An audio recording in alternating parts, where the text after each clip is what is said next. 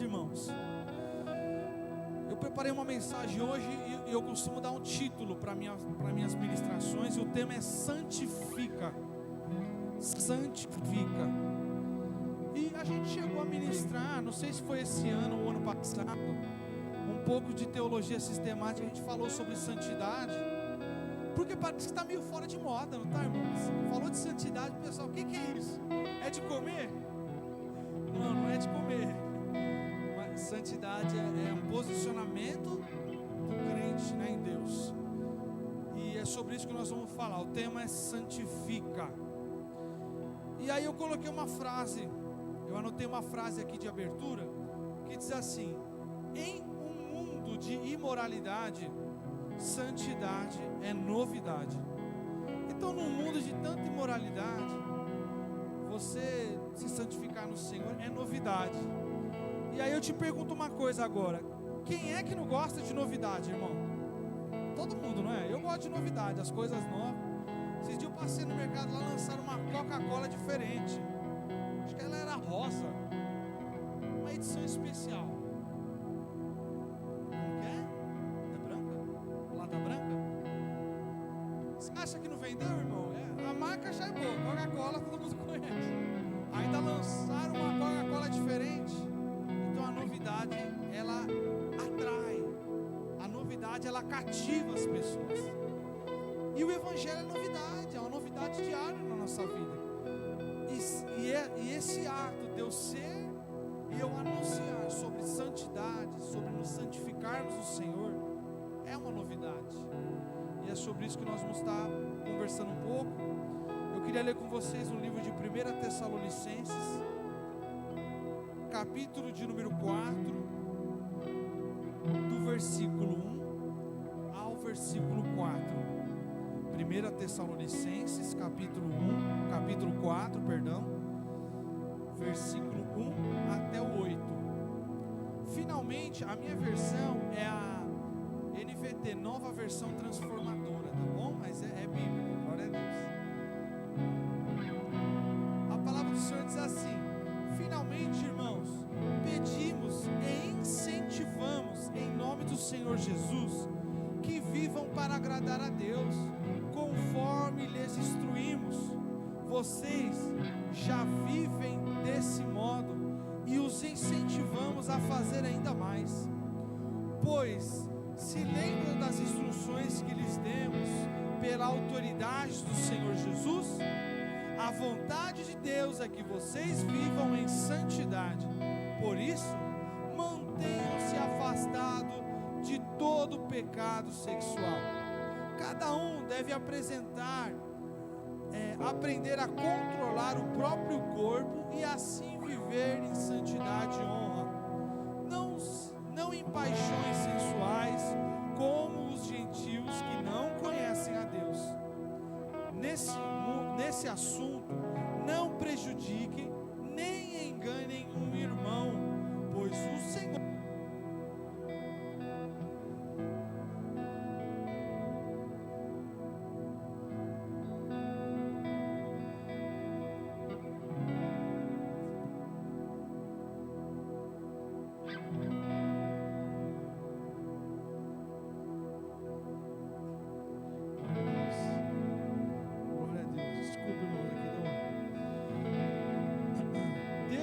chamou para uma vida santa e não impura.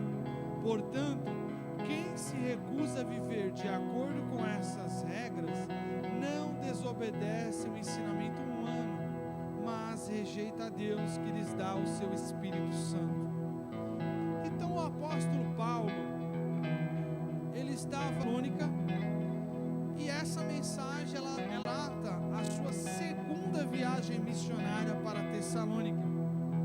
E essa cidade era uma cidade capital da Macedônia, uma cidade grega, mais ou menos uns 200 mil habitantes. Então era uma baita de uma cidade para a época. E ela era uma cidade influenciada pela filosofia, pensamento e cultura grega. E dentro da cultura grega havia um pensamento liberal ou de libertinagem,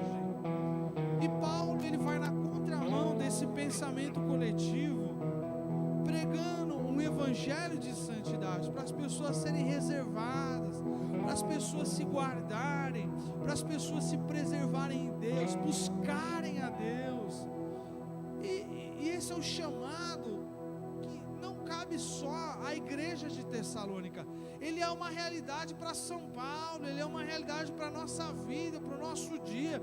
Essa palavra de Paulo, ela continua reverberando, ela continua ecoando, até chegar em nós, e Deus falando agora diretamente conosco, querendo de nós um compromisso de entrega, um compromisso de renúncia, um compromisso de busca da presença de Deus. Quanto mais eu busco essa presença de Deus, mais eu acho.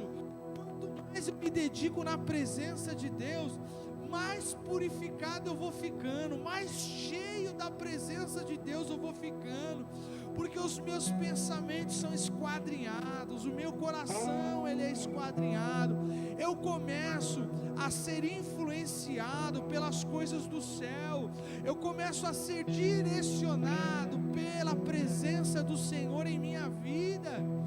Sabe, quando a gente olha sobre questões de influência, tem uma série do Netflix que fez muito sucesso, acho que o nome dela é O Gambito da Rainha, que é do jogo de xadrez. Quando essa série foi lançada no Netflix, o número de pessoas buscando jogos online de tabuleiro aumentou incrivelmente. O número de pessoas buscando no Google a palavra jogo de xadrez aumentou muito, porque essa série ela conseguiu influenciar as pessoas a tal ponto que elas começaram a ter vontade de jogar xadrez. Isso se aplica também na presença de Deus. Quanto mais eu presença de Deus, quanto mais eu busco as coisas do céu, quanto mais eu busco as coisas do Senhor, mais eu sou influenciado por essas coisas. Então o convite de Deus é: seja influenciado pelo reino, seja influenciado pelas coisas do reino. E aí você pode me perguntar: mas o que seriam essas coisas do reino? Bom, a palavra do Senhor fala assim: buscai o reino de Deus enquanto se pode achar. A palavra do Senhor fala na oração de Jesus Cristo: venha a nós o teu reino.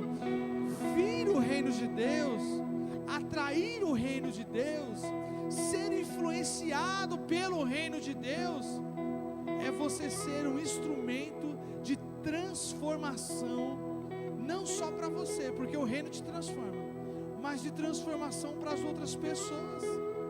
Então o seu comportamento ele é mudado não por uma imposição humana, não porque alguém chega e fala: você tem que largar isso, né? Tem gente que não vem para a igreja porque fuma. Isso aí é uma perca de tempo, irmão. Tem que buscar, fumando ou não fumando, porque não é você com a sua força que vai conseguir largar as práticas do pecado, mas é Deus, é buscando a Deus, é se refugiando no Senhor e não se refugiando na sua vergonha. A Bíblia fala assim que os que sentem vergonha, eles não herdarão o reino, porque o reino do céu é para aquela galera animada, aquela galera que faz, aquela galera que fala.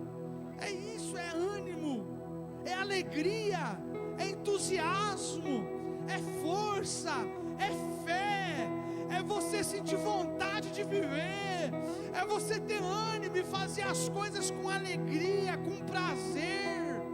Então o reino de Deus, ele atrai, aleluia, a identidade do céu para as nossas vidas. E se a palavra do Senhor fala que no céu não haverá choro, não haverá pranto, não haverá ranger de dente, então nós começamos a experimentar isso aqui na terra. A nossa vida começa a ser influenciada pelo reino, a tal ponto que nós começamos, aleluia, a ser influenciado por essa atmosfera do céu. Então se nós estamos passando por um problema, nós não vamos tratar ele de forma racional. O que é tratar de forma racional? É se desesperar, é perder o foco, é ficar com dor de cabeça, é ter que tomar um antidepressivo, é ter que Ai meu Deus, tem que começar a gritar, tem que começar a xingar, porque esse problema, porque essa situação. O reino de Deus faz a gente olhar para o problema e falar: oh glória, oh aleluia, eu vou continuar buscando, eu vou continuar adorando. Faz a gente a dobrar o joelho na beira da cama e começar a falar com Deus e apresentar ao Senhor o nosso problema. Não na rede social, no Facebook, no Instagram. Não, é Deus. Eu dobro meu joelho e eu falo com o Pai. Então o reino de Deus, Ele faz eu ter uma mentalidade transformada. E essa mentalidade transformada faz eu ir na contramão do comportamento racional. Então enquanto todo mundo se desespera, eu me tranquilizo, eu fico em paz, eu vou descansar. O que Jesus fez quando estava aquela tempestade em alto mar? Os apóstolos ali, o barco quase foi a pique, era uma coisa assim incrível, e Jesus estava lá na proa do barco dormindo, irmão, dormindo. E aí os apóstolos vão acordar Jesus. Jesus fala o que para eles? Homens de pouca fé, né? Ou de pequena fé. Porque Jesus falou, olha, Jesus estava querendo dizer o que para eles? Vamos conjecturar isso. Jesus estava dizendo assim: olha, eu ensinei vocês, eu estou andando com vocês, vocês se relacionam comigo diariamente. Então por que agora vocês não estenderam a mão e profetizaram para que esse mar se acalmasse, para que essa tempestade cessasse? Então eles acordam Jesus ali. Jesus fala: homens de pouca fé. E Jesus fala: mar, aquieta-te. O mar se aquieta. Isso essa passagem bíblica, ela é a representatividade da soberania de Deus e da autoridade de Deus na pessoa de Jesus Cristo. Jesus, Ele ordena e obedece. Se Ele falar para o vento para, o vento para. Se Ele falar para a tempestade para, a tempestade para. Se Ele falar para o mar se aquieta, o mar tem que se aquietar, porque no nome de Jesus há poder. Então quando nós estabelecemos em nossa vida a mentalidade do reino de Deus, então o nosso socorro é Jesus, e Ele é um socorro bem presente nos momentos de aflição, nos momentos de angústia. Então eu não temerei nada, eu não vou temer. As pessoas têm que temer, as pessoas têm que ficar com seus joelhos trêmulos, porque elas não têm em quem confiar, elas não têm Jesus. Agora eu tenho Jesus, então meu barco não vai naufragar não, eu não vou perecer não, eu não vou retroceder não, porque eu estou vivendo pelo nome do Senhor Jesus Cristo. Isso é a mentalidade do reino de Deus. E essa mentalidade do reino de Deus, ela faz eu adotar para a minha vida uma prática do reino de Deus, uma conduta coerente ao reino de Deus. Olha que interessante isso. A literatura que lemos, os programas que olhamos e a música que escutamos afeta nosso sentimento, nosso pensamento e nossa conduta. Amém? As mídias, ela tem um poder incrível de trazer transformações sociais, de mudar pensamentos, de atrair novas modas, novas tendências. Quando que você não vê aqueles eventos glamurosos que tem, por exemplo, na França, né? E vai apresentar a moda, a nova tendência. Às vezes tem umas roupas esquisitas, não é, irmão? Eu já cheguei a ver uns documentários assim, e é umas roupas que ninguém teria coragem de usar, mas eles falam das tendências e tal. Daqui a pouco você vê, lança um sapato novo, lança uma blusa nova. Agora acho que a tendência agora acho que é anos 80, anos 90, né? O pessoal anda usando umas roupas mais antigas, e assim vai. Então há uma influência da mídia. A mídia, ela nos influencia. E aí eu te pergunto, isso é ruim? Depende se aquilo que tem nos influenciado tem nos afastado de Deus, tem feito a gente deixar de orar, deixar de buscar, deixar de exalar santidade, de transparecer o cristianismo. Olha só o que diz em Romanos capítulo 13, versículo 14. No livro de Romanos capítulo 13, versículo 14, diz assim: Revistam-se do Senhor Jesus Cristo e não fiquem imaginando formas de satisfazer seus desejos pecaminosos. Porque quando eu me revisto do Senhor Jesus, eu isento a minha mente de tentar buscar algo que possa trazer um acalento para a minha vida. Quantas pessoas estão tão desanimadas, tão depressivas, sabe, trabalha com mau gosto, chega segunda-feira, ela vai trabalhar, aí sexta-feira ela, para esquecer tudo, ela vai para balada, ela vai para rave, né? Eu estava vindo agora aqui para a igreja, irmão, uma carreata de moto, um monte de jovens segurando copo de cerveja na mão, bebida, aquela buzina terrível, aquele som alto, estourando a moto, e essas pessoas indo para o fluxo, né, o baile funk, e isso, ele traz uma sensação boa, só que o ser humano não vive de sensações, as sensações elas passam. O que Jesus nos apresenta é uma constância de alegria, e não é um momento de alegria não. Deus quer que nós tenhamos continuidade, e para isso eu busco a presença dEle, eu vivo sendo influenciado por Jesus Cristo, e a minha vida, ela passa a ter estabilidade, ela não fica instável, uma hora eu estou bem, outra hora eu não estou bem, uma hora eu estou triste, mas outra hora eu estou alegre, não. Eu começo a ter alegria constante, alegria porque eu estou vivo, alegria porque eu estou saudável, alegria porque eu tenho um lar, porque eu tenho comida. Você começa a ser grato por todas as coisas que estão em sua volta, aleluia. Ser influenciado por Jesus é olhar o mundo de uma forma diferente, é você enxergar a virtude nas coisas, é você ser alegre pelos mínimos detalhes, pelas coisas mais singelas e humildes, o seu coração se alegra. Obrigado, Senhor, obrigado por esse domingo, obrigado por esse culto.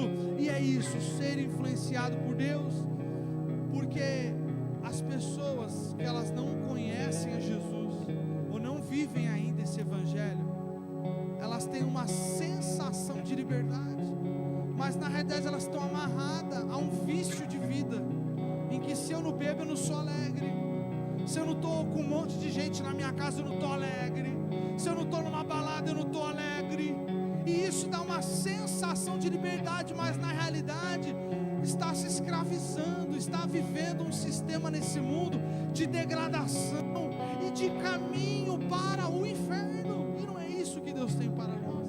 Nós temos para nós um caminho de vida, Ele idealizou a nossa existência para nós vivermos eternamente, e não para nós nos degradarmos nesse mundo e sermos só mais um na sociedade.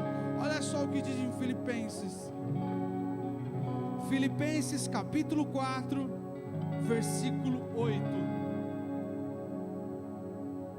Irmãos, quero lhes dizer só mais uma coisa: concentrem-se em tudo que é verdadeiro, tudo que é nobre, tudo que é correto, tudo que é puro, tudo que é amável e tudo que é admirável.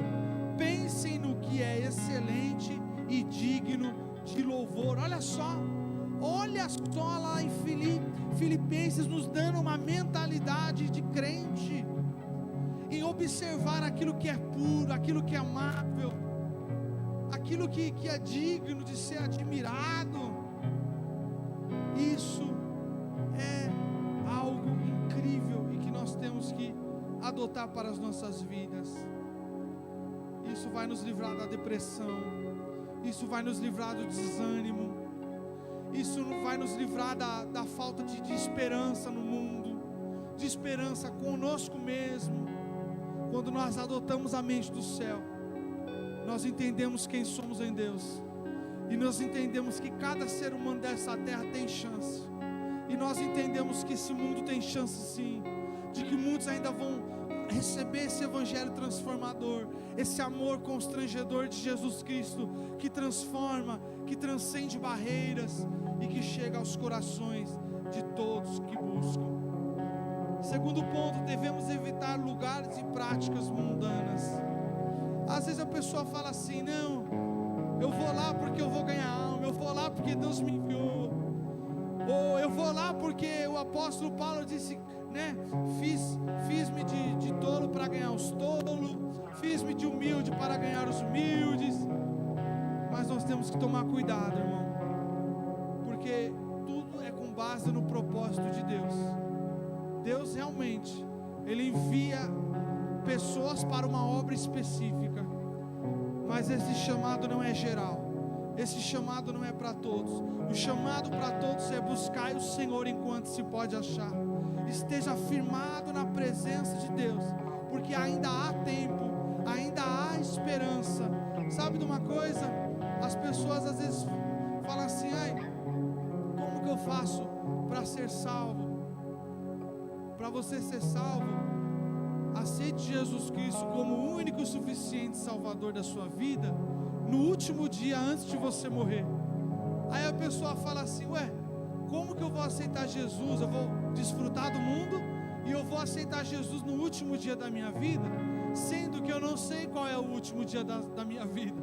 Pois bem, se você não sabe qual é o último dia da sua vida, então aceite hoje, se prostre hoje, se dedique hoje, porque nós não sabemos do amanhã, mas o agora nós sabemos o que podemos fazer, e a nossa atitude do presente, ela pode influenciar todo o futuro de nossas vidas. No livro de Romanos, capítulo 6, versículo 13, Romanos capítulo 6, versículo 13, diz assim: não deixe que nenhuma parte do seu corpo se torne instrumento do mal, para servir ao pecado, mas em vez disso, entregue-se inteiramente a Deus, pois vocês estavam mortos e agora têm nova vida. Portanto, ofereçam o seu corpo como instrumento para fazer o que é certo para a glória de Deus. Então Deus não quer uma parte da nossa vida, Deus não quer só um momento de dedicação, Ele quer uma vida de entrega. Ele quer uma vida de entrega. E Jesus Cristo falou o quê? Falou assim: venham até mim, porque o meu fardo ele é leve, o meu jugo ele é suave. Então em Cristo nenhuma condenação há. Em Cristo você não tem que carregar fardo de pecado, porque o pecado foi consumado na cruz do Calvário. Em Cristo a única coisa que nós podemos fazer é nos entregar por completo. E nos entregando por completo, a graça manifesta na cruz, ela é revelada em nossas vidas. Deus, Ele apaga tudo aquilo que nos condenava, tudo aquilo que remoía em nossos pensamentos. Tem pessoa que fala assim: jamais Deus me perdoará pelo que eu fiz. Isso é mentira do diabo.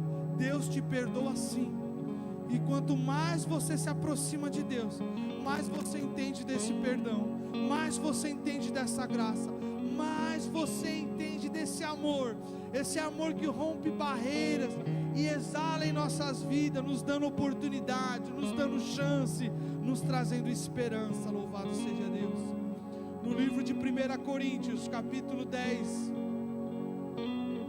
oh aleluia, Jesus, obrigado Senhor, pela tua misericórdia, pela tua graça, pelo favor do Senhor que nos alcançou nessa noite.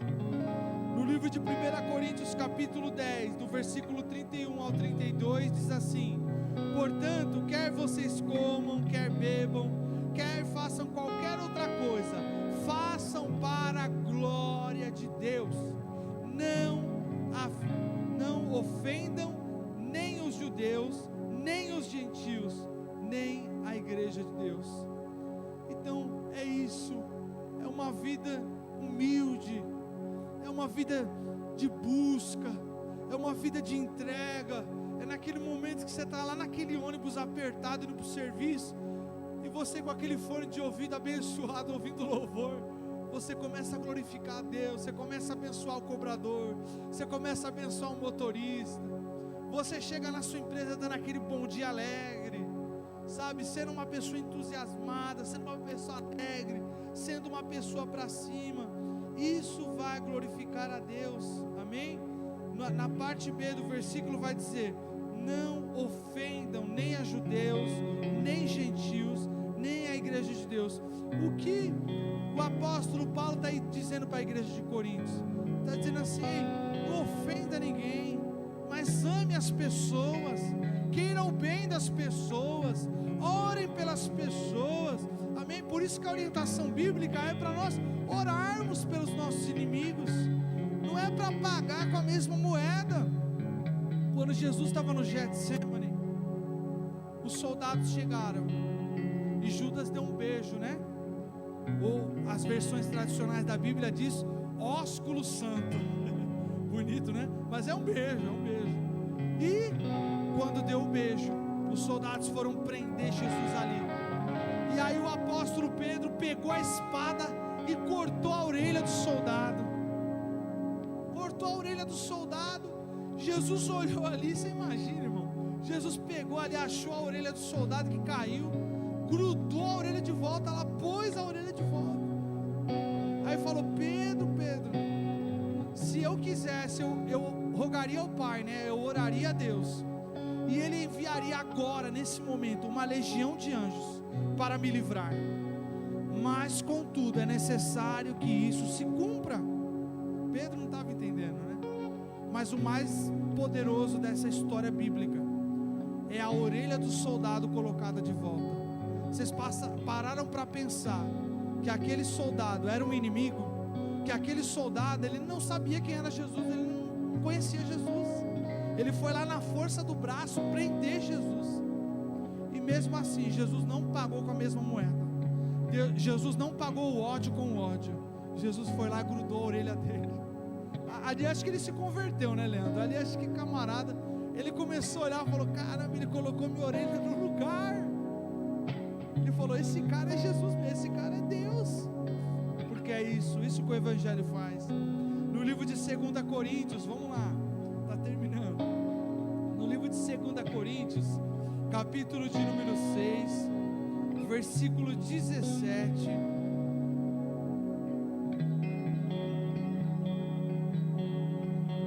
Glória a Deus. 2 Coríntios capítulo 6, versículo 17 diz assim: portanto, afastem-se e separem-se deles, diz o Senhor. Não toquem em coisa impura, e eu os receberei. Eu serei seu pai, e vocês serão meus filhos e minhas filhas, diz o Senhor Todo-Poderoso. Sabe, irmãos, quando eu tenho momentos de conversar com a juventude do estado de São Paulo, da Igreja de Deus, eu falo assim: olha, por mais que você esteja fazendo tudo que é certo, se você estiver na roda de pessoas que estão usando droga e a polícia parar, você vai junto. A polícia não quer saber se você está usando ou não, porque você está naquela roda. Então esse é o cuidado que nós temos que ter, de não estar na roda dos escarnecedores, naqueles que zombam do Evangelho, naqueles que ficam zombando da nossa fé.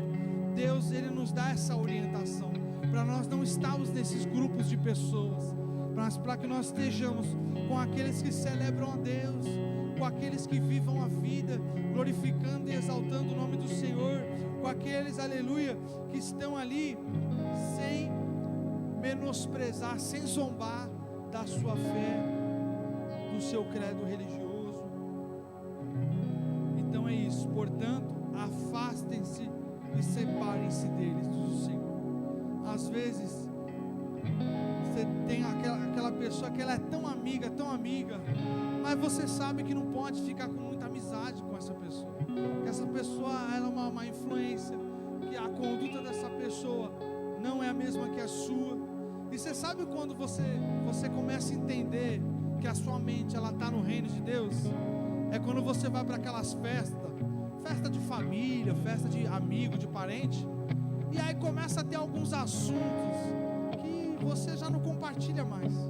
Aí você fica meio deslocado, porque não é um tipo de assunto que você quer ficar ali conversando, ou uma piadinha que não é agradável.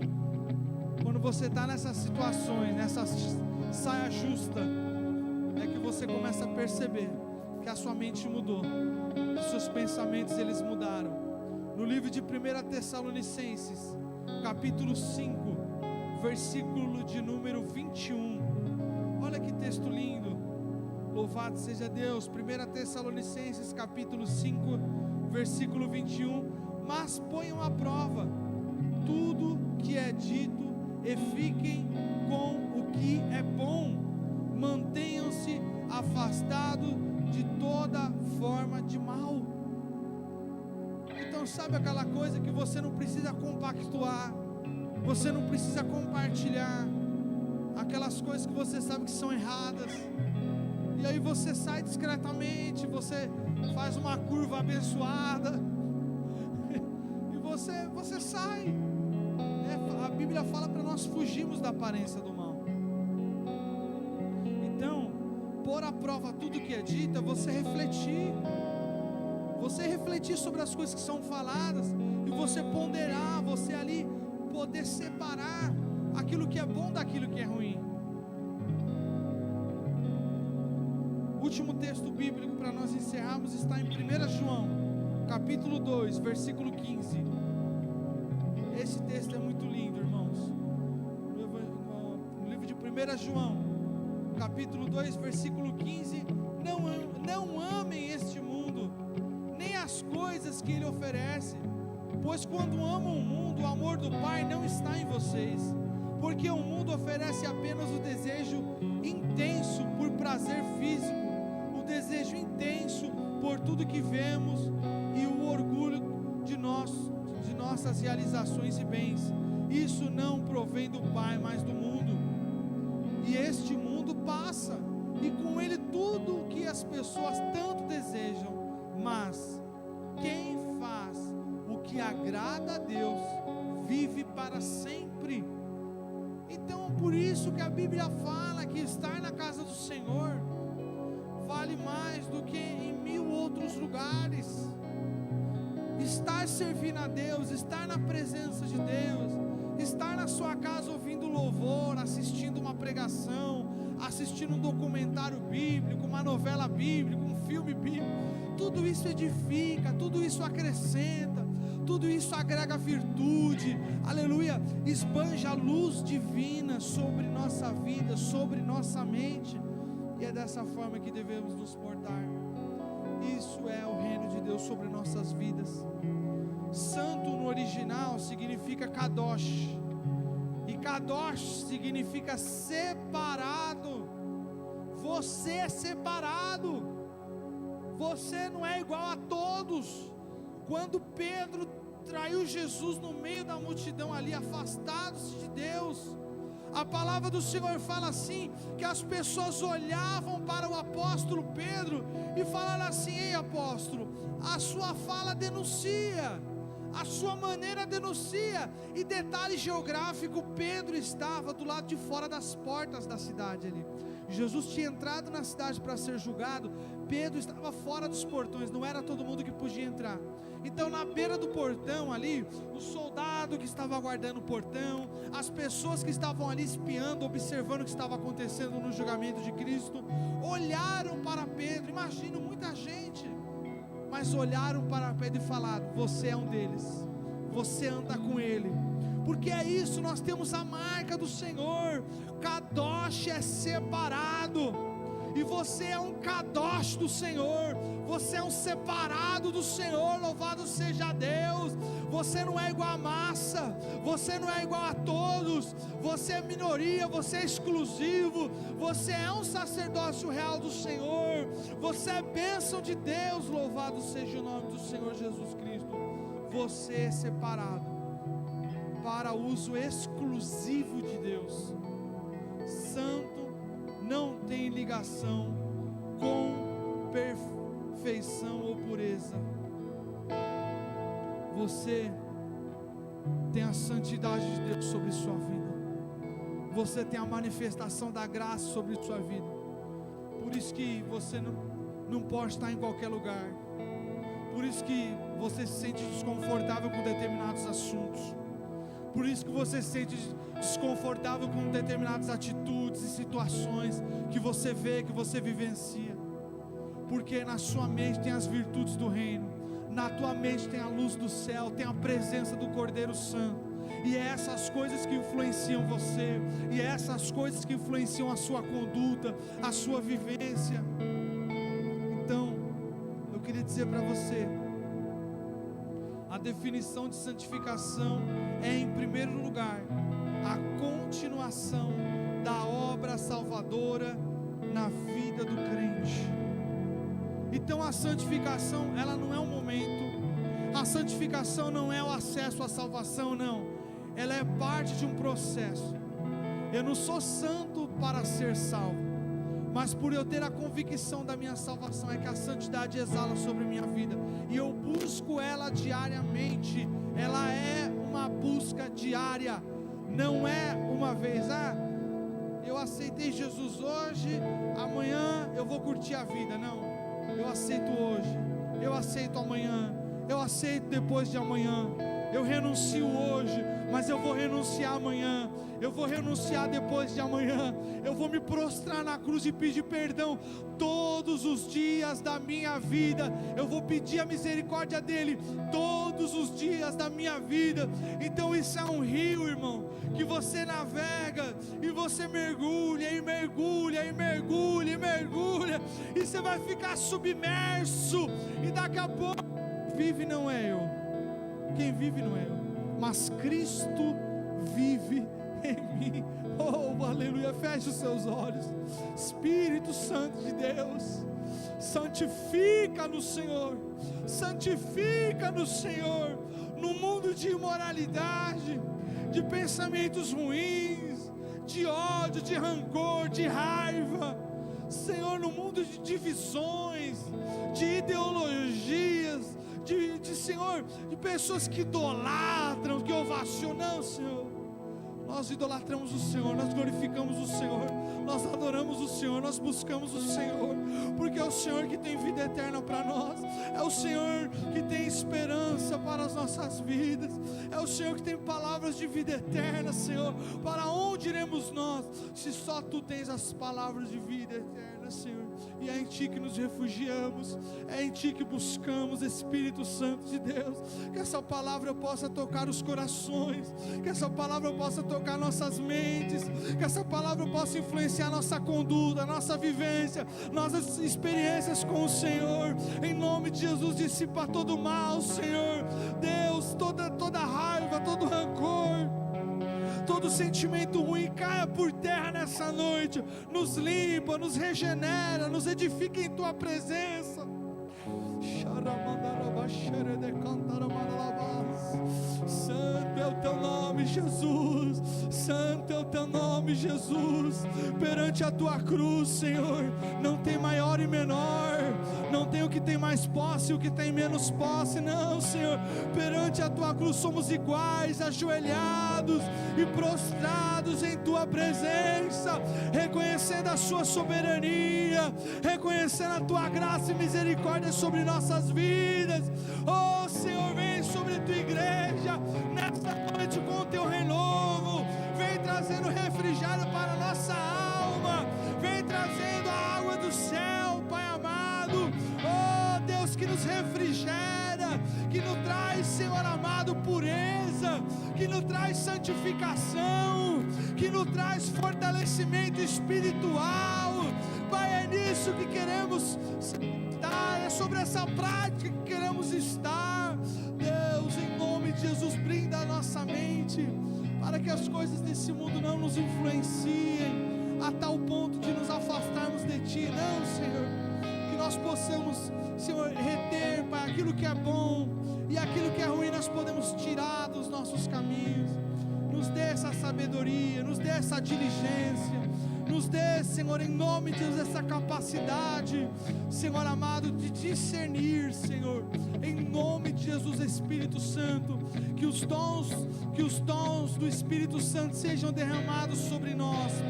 Vem sobre nós com longanimidade, com benignidade, com mansidão, com temperança. Pai, que os frutos do Espírito venham exalar em nossas vidas, Senhor, e não só na igreja, não só junto com os irmãos, não, mas no mundo, na sociedade comum, junto com as pessoas, com os nossos colegas e amigos, com os nossos parentes. Que nós possamos ser cristãos, que nós possamos exalar do amor de Cristo, que nós possamos exalar da graça do Senhor. Em nome de Jesus, nos ajuda, em nome de Jesus, nos conduz sobre um novo e sobre um vivo caminho, Senhor. Amém. Amém. Glória a Deus. Levante a tua mão comigo.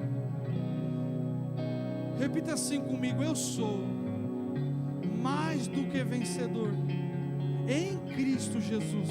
Acredite nisso. Você é mais do que vencedor. Você é mais do que vencedora. Sou Igreja de Deus.